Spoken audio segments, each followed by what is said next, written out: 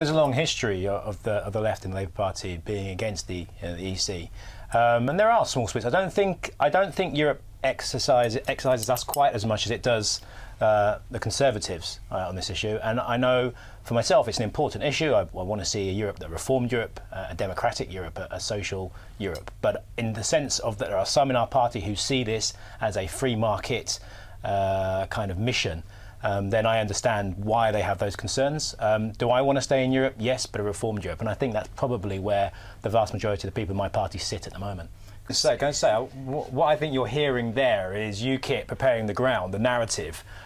If they do lose, UKIP is already out to fighting to win this. Oh, no, I'm sure you are. But if you do lose, and I think clearly you want to be able to have a second and a third and a fourth bite of the cherry. I think there are some people who think, well, once we've had this, it'll be put to bed. And I think what you're hearing now is that this will never go away for the Conservative Party. Yeah? We just want an open. Yeah. Interesting listening to this because obviously I am, inclined to be pro-European, but obviously the reforms and the changes that you and David Cameron want to see are very different from the reforms and changes that I want to see. I want to see a social democratic Europe.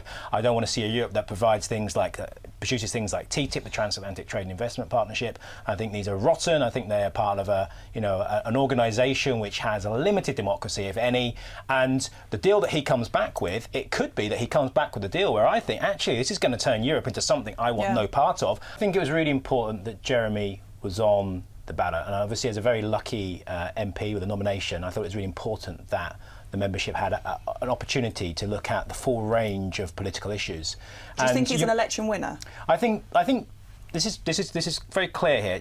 I think what the media want to portray Jeremy as is this kind of mad maverick left winger. But actually, let's listen about what he's talking about. He's going to be talking about issues. When you knock on the door and you speak to people, most of them don't go, I'm a Blair, I'm a Brownite, I'm left, I'm right. They say, I want an affordable home, I want a public services at work, I want to be able to have a job that pays a decent wage. These are the issues that Jeremy is going to bring on. Now, what I felt when I was listening to Liz, Yvette and Andy before Jeremy was nominated was that it was an anemic debate through which there was no real debate, and it seemed that all three of them were orientating themselves off of an ever more extreme Tory party, and their solution was wherever the Tory party is, because they won the election with 25% of the electorate, we need to navigate just slightly off them and be a nicer version.